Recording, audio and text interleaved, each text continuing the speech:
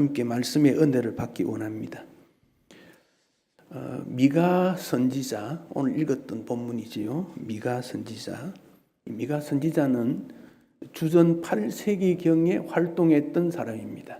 예수님 오시기 전에 800년 전이니까 지금부터 한 2800년 전 시대의 선지자입니다. 그 당시에 남유다는 요담, 아하스, 히스기야, 이 세 왕들 때는 유다가 아주 왕성했을 때입니다. 그렇지만은 영적으로는 매우 어려웠던 때입니다. 영적으로 다운되면 도덕적으로도 약해집니다.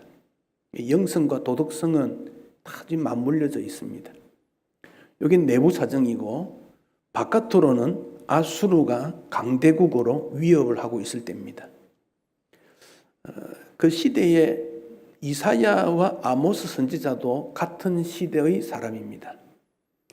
근데 이사야와 아모스는 죄에 대한 책망을 많이 하고 심판에 대한 메시지를 많이 줍니다.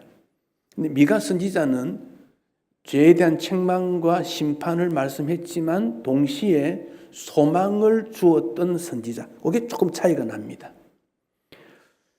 이사야는 왕궁에서 활동했던 선지자였지요. 학식이나 신분이 상당히 높은 정치적 배경이 든든하지만 미가는 천한 신분으로 여겨집니다. 모라셋 출신이라 그렇게 했는데 이 모라셋은 다른 말로는 가드 모라셋, 즉 블레셋 지경에 있는 모레셋이라는 곳입니다. 이 모레셋이라는 뜻은 소유물이라는 겁니다.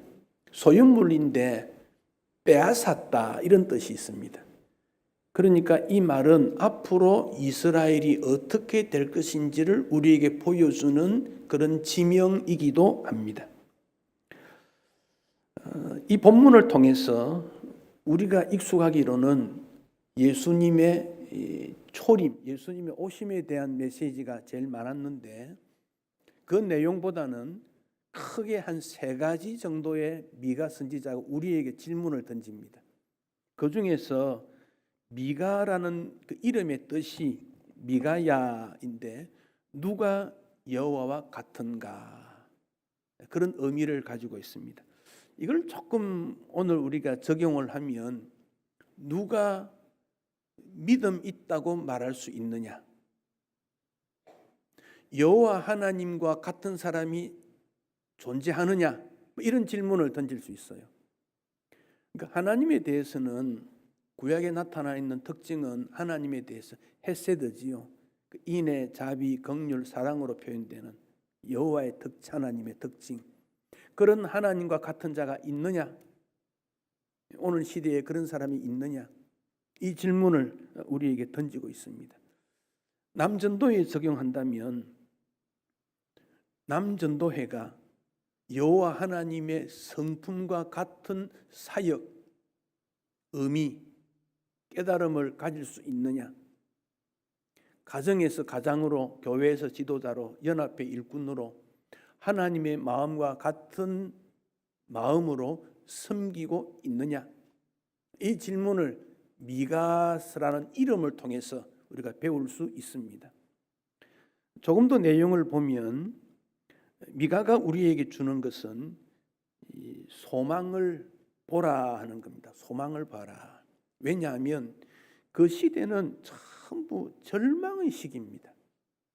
미가 1장 8절에 보면 애통, 애곡, 벌거벗은 몸, 들깨같이 애곡, 타조같이 애통, 상처, 이런 말만 나옵니다. 1장 8절에 있는 내용입니다. 이 말은 절망이다, 그런 뜻입니다. 절망이다.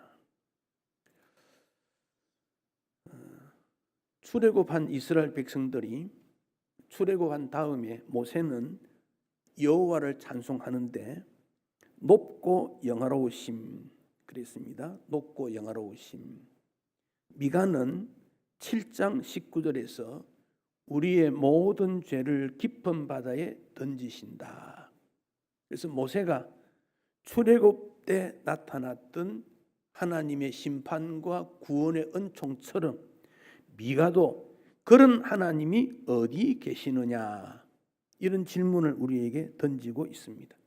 그래서 미가의 이 질문은 출애굽의 이후 이스라엘 백성들의 질문과 같다, 그렇게 말할 수 있습니다.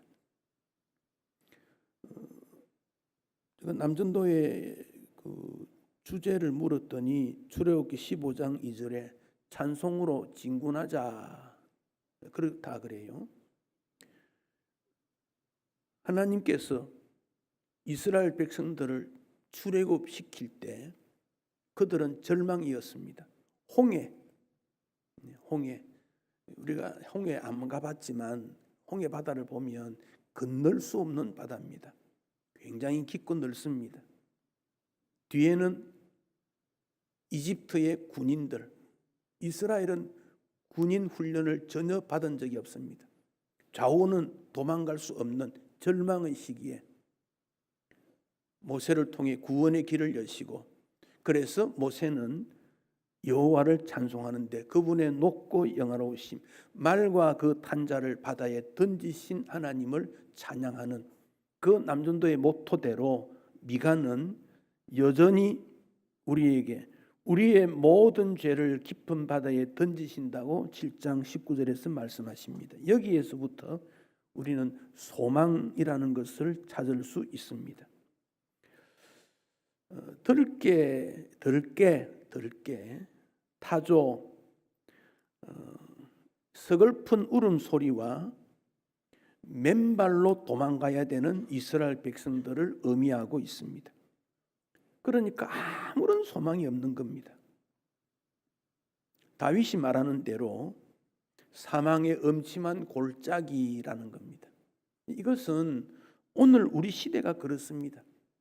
사회 곳곳마다 분노가 가득하고 경쟁이 너무 가열하고 치열되다 보니까 일부 교인들은 포기하고 일부는 숨어버리고 나오지도 않고 앞으로 미래를 보여주는 모습인데, 다윗은 사망의 음침한 골짜기 10년간 사울 왕에게 쫓겨가는 그 순간에도 주님이 함께 하심으로 나는 주님과 동행하는 그리스도인이다, 그 고백이 미가에게서도 발견이 됩니다.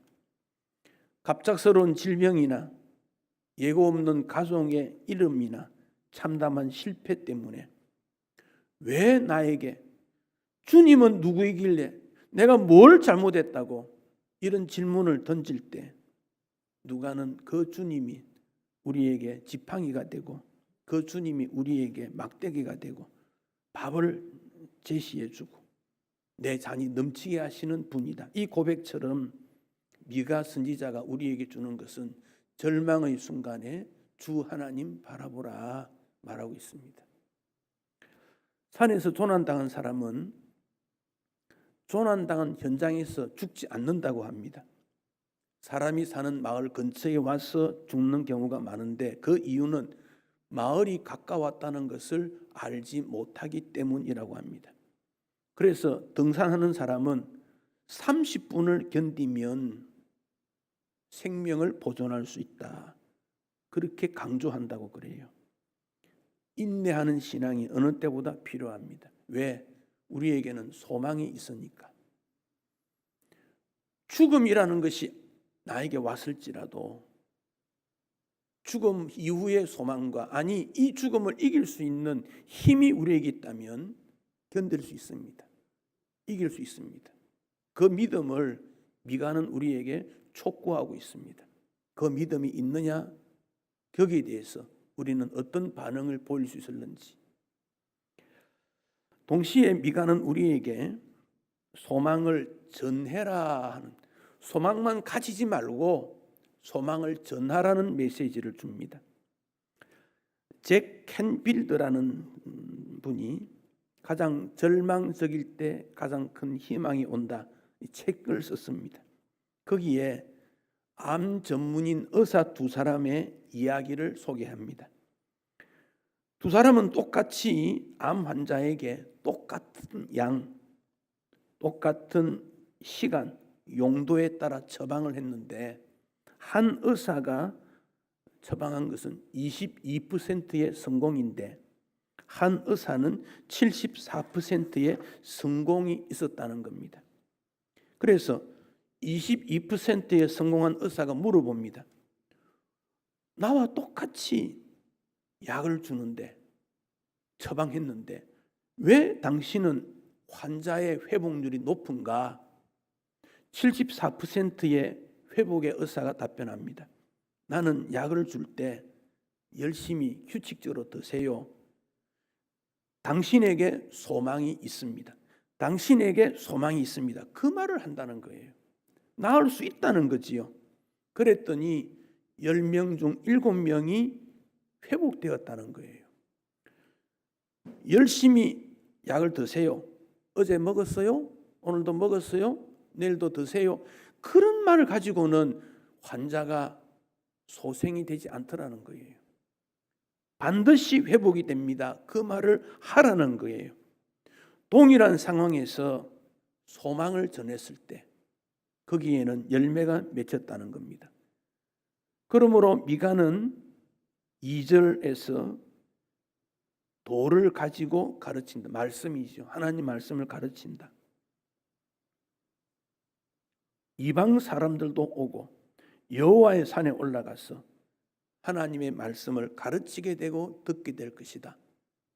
절망이지만 마지막이지만 그런 날이 오게 된다. 3절에서도 하나님의 심판과 이방 사람들을 물리치는 메시지를 주었습니다.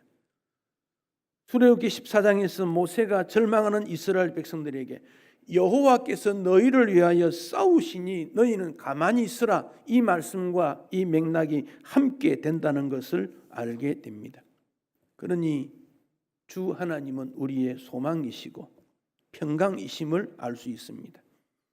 3절 말씀에 보면 뒷부분에 칼을 쳐서 농기구를 만들고 창을 부숴서 농기구를 만들고 전쟁이 일어나지 않는 일이 있게 된다. 4절에서는 포도나무와 무화과나무 아래에 앉는다. 이 말씀의 배경은 이렇습니다. 그 당시 백성들은 두 가지가 두려웠습니다. 하나는 전쟁입니다. 남북뿐 아니라 강대국의 침공 속에 마음이 편하지 않았습니다. 지금 우리 상황과 똑같지 않습니까? 중국, 러시아, 북한, 경제적으로 일본, 미국 도와줄 것 같지만 우리는 가운데 어쩔 수 없이 샌드위치가 되어 있는 우리의 모습. 불안한 건 여전히 동일합니다. 또 하나가 생업입니다. 약탈을 당하기 때문에 포도나무 수확을 해도 무화과 수확을 해도 수확할 수가 없어요. 침공을 당하고 빼앗기니까. 그런데 무화과나무 아래에서 포도나무 아래에서 이 말은 편안하게 음식을 먹고 쉬고 참 평강을 누리고 있다. 그 점을 말씀하고 있습니다. 사랑하는 성도 여러분, 이 평화는 하나님으로부터 주어집니다. 대한민국을 지켜주실 것은 사람이나 군사력이 아닙니다. 최근에 러시아 우크라이나 전쟁을 보면서 혹자는 말합니다. 우리도 러시아와 싸울 만하다. 러시아가 세계 전쟁 2위인데 우리는 6위인데 해볼만 하다. 최근에 보니 비행기도 만들고 잠수함도 만든다 그러고 해볼만 하지 않느냐. 전쟁에 이길 사람이 누가 있겠습니까? 나라의 지킴은 군인도 아니고 돈도 아닙니다. 하나님이십니다. 하나님이십니다.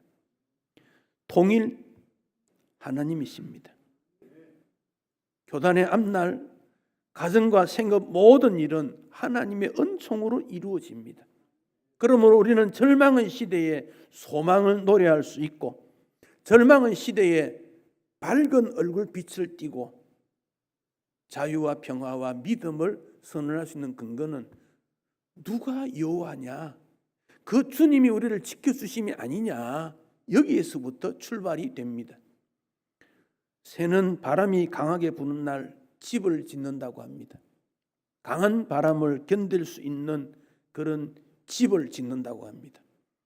불신의 태풍이 불었을 때 우리는 하나님의 집을 세웁니다. 불가능한 시대에, 못한다는 시대에 하나님의 집을 짓는 이것은 여호와 하나님이 우리에게 소망이시고 그분이 여호와의 집을 짓도록 원하고 있기 때문에 그렇습니다. 제가 잠시 우리의 모습들을 적용을 하면서 하나 더 말씀을 이어가서 남전도회 여러분에게 한국의 부흥을 소망하라고 말씀드리고 싶습니다. 한국교회의 소망 한 세 세기로 나누는데, 첫째는 1907년 평양의 대부흥운동 때입니다. 이때부터 45년까지, 그러니까 한 40년 정도의 기간으로 봅니다. 민족의 순환이 우리를 아프게 했습니다. 샤머니즘이 전통 종교가 우리를 가득 채웠고 이 한반도에 소망이 없었습니다.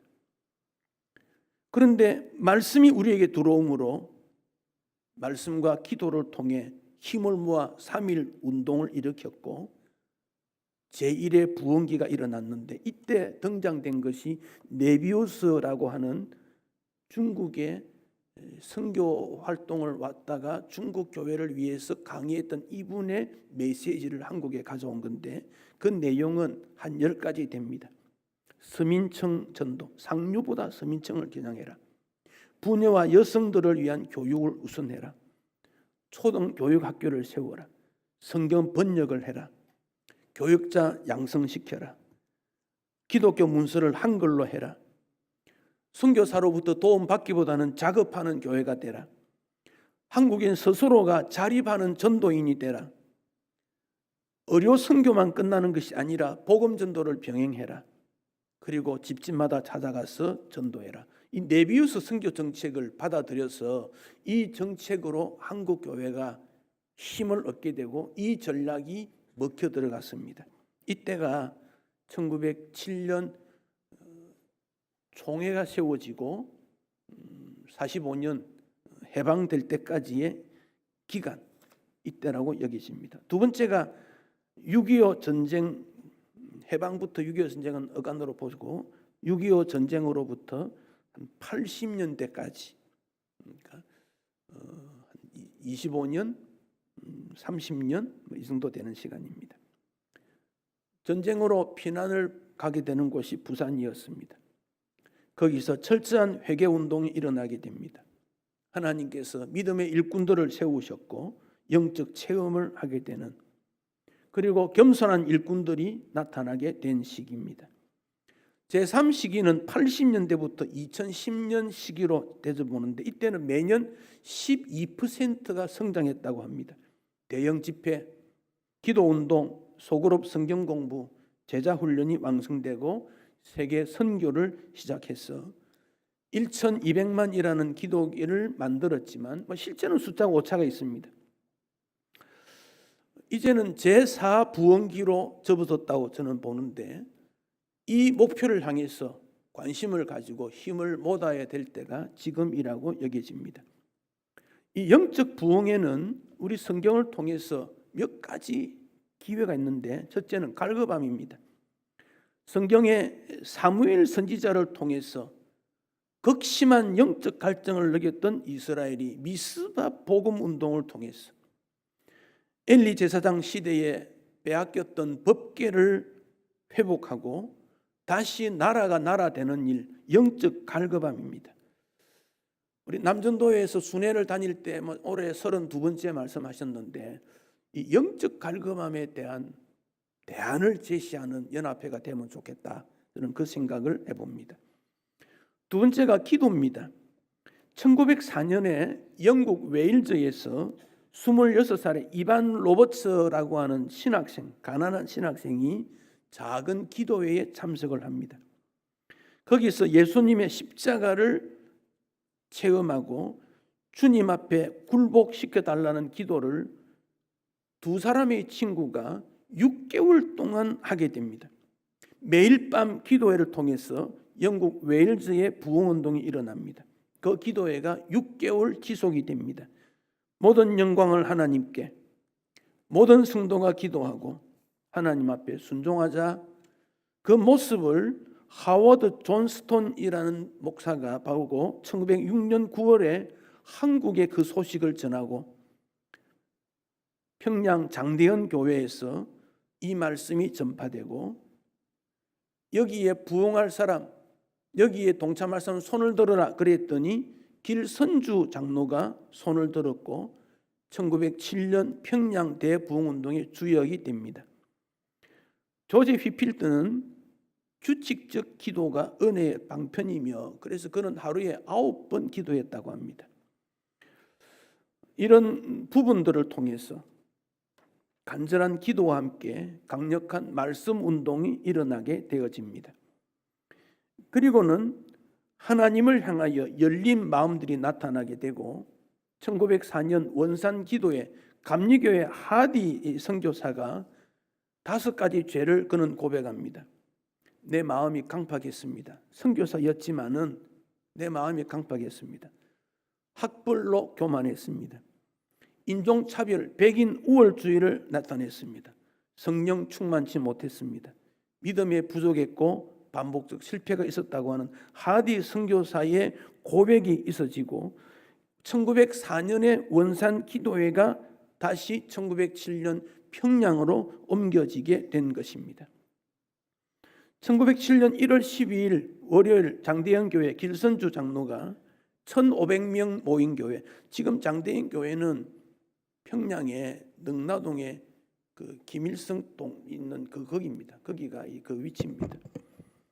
공개적으로 죄를 고백합니다. 죽은 친구의 재산을 정리하며 미화 100부를 사취했다.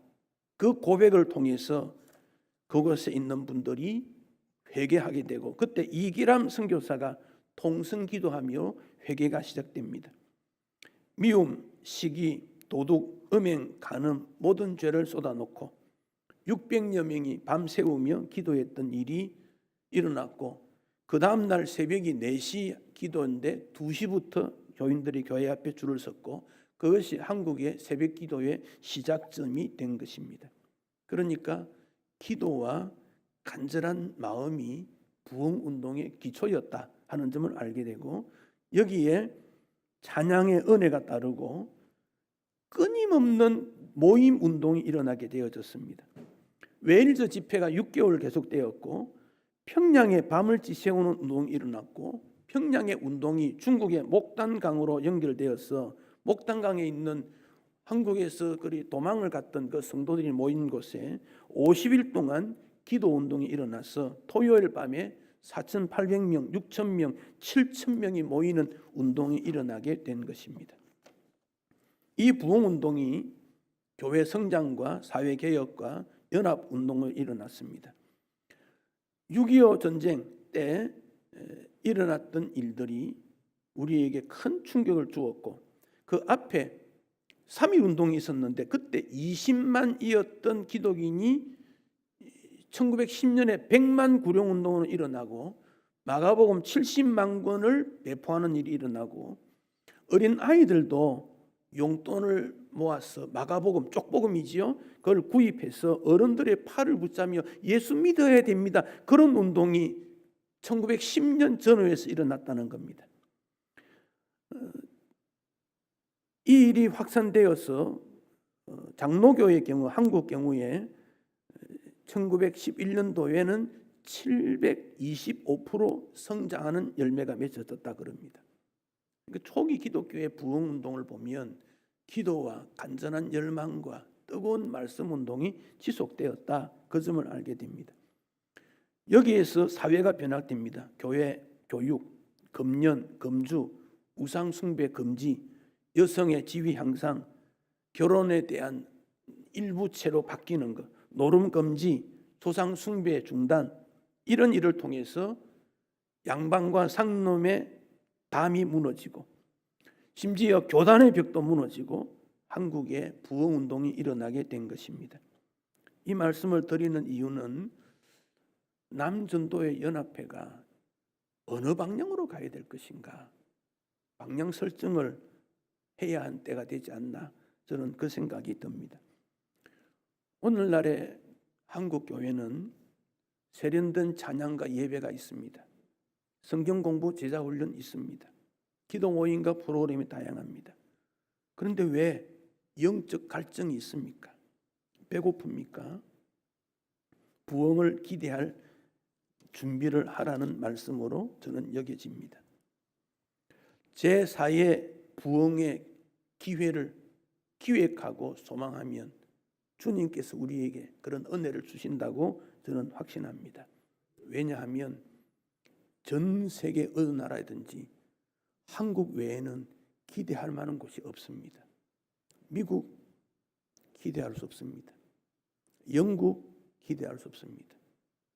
한국 외에는 기대할 곳이 없습니다. 그런데 한국이 마약으로부터 혹은 차별과 갈등으로부터 극복해야 되는 과제가 있습니다. 이걸 극복해야 세계 위에 우뚝 선 복음 전파의 나라가 되는데, 그런 일은 한 교회가 이룰 수 없고 결국 연합해야 되고 목표를 제시해야 됩니다. 교회 없는 곳에 교회 세우고 선교사 보내는 거 당연히 해야 됩니다.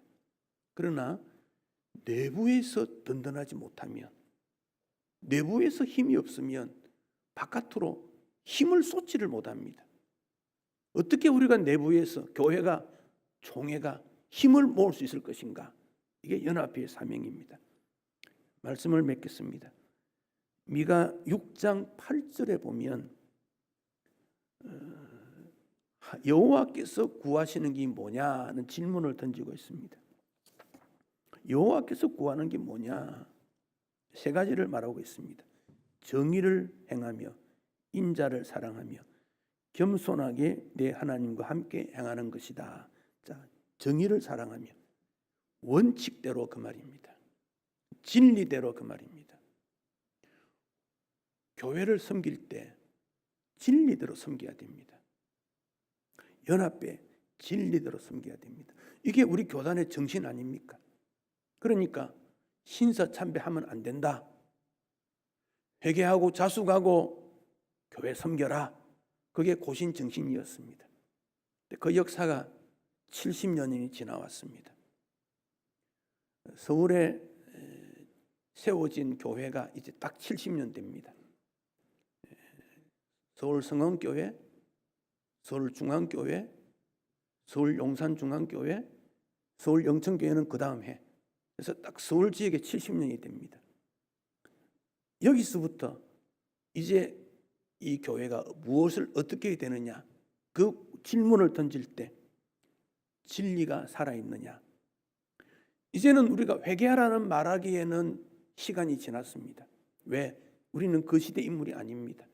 그러면 우리는 용서한다 말해야 됩니다. 회개도 하지만 용서해야 된다. 용서의 시대라고 생각합니다. 정의라는 것은 하나님 입장에서 옳다는 거 아닙니까? 그 정의를 바라봅니다. 두 번째가 인자를 사랑. 여기 인자가 헤세드입니다. 하나님의 사랑입니다. 이웃을 사랑하느냐? 교회 섬김은 이웃 사랑 없이 섬길 수 없습니다. 직분은 이웃 사랑하라고 하는 매우 명예로운 하나님의 명령입니다. 연합회 활동에 이웃 사랑이 있어야 됩니다. 미워하면 안 됩니다. 생각이 다르고 방법이 달라도 미움이 있으면 연합회는 깨어집니다. 하나님의 사랑이 담겨져 있는가? 세 번째가 겸손하게 내 하나님과 함께 동행하는 것이다.